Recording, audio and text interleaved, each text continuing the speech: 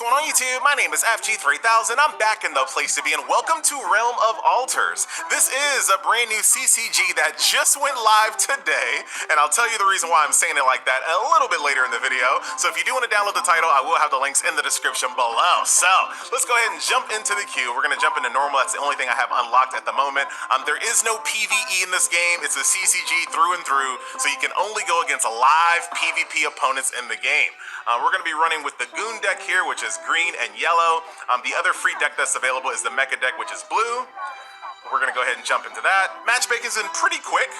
So like I said, the game went live today, but it's actually been on the Play Store for over 10 days. So you were able to download this game, install it, run it, but then you were greeted with a maintenance screen that said, oh yeah, come back on January the 31st. So you can imagine there is a slew of one-star reviews on this game right now, and it's not really the developer's fault per se. They wanted to put the game on the Play Store early, that way it can start going through the verification process that Google institutes, but it really sucks to see a slew of one-star reviews that have really nothing to do with the actual game itself, which is really strange. But anyway, here we are, ladies and gentlemen, in a CCG. So of course, if you know anything about any other past CCG that you've ever played, a lot of those type of strategies and tropes are going to be present here as well.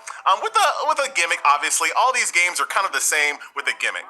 As you guys can see, I have 0 mana. Here's my mana bar right over here. In this game, the way that you get mana is by sacrificing cards, right? So I can sacrifice this yellow card. And I know it looks white. I know it does. I wish they would make that a little bit more yellow.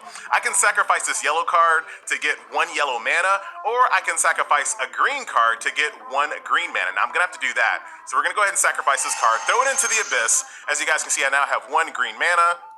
I can summon this boar, and CCG rules apply. Once again, 1 attack, 1 health.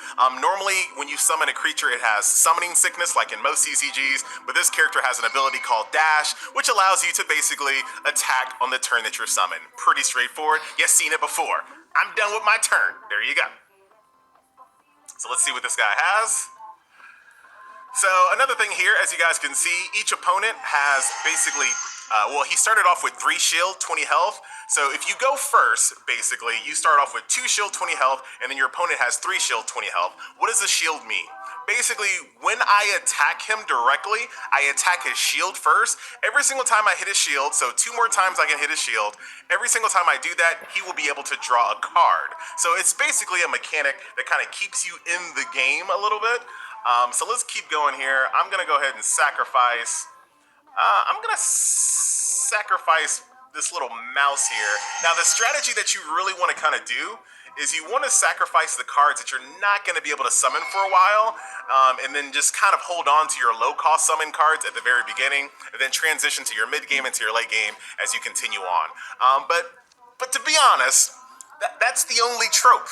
That's really the only gimmick of the game, is the mana system here and the shield system. That's really about it. Of course, just like in most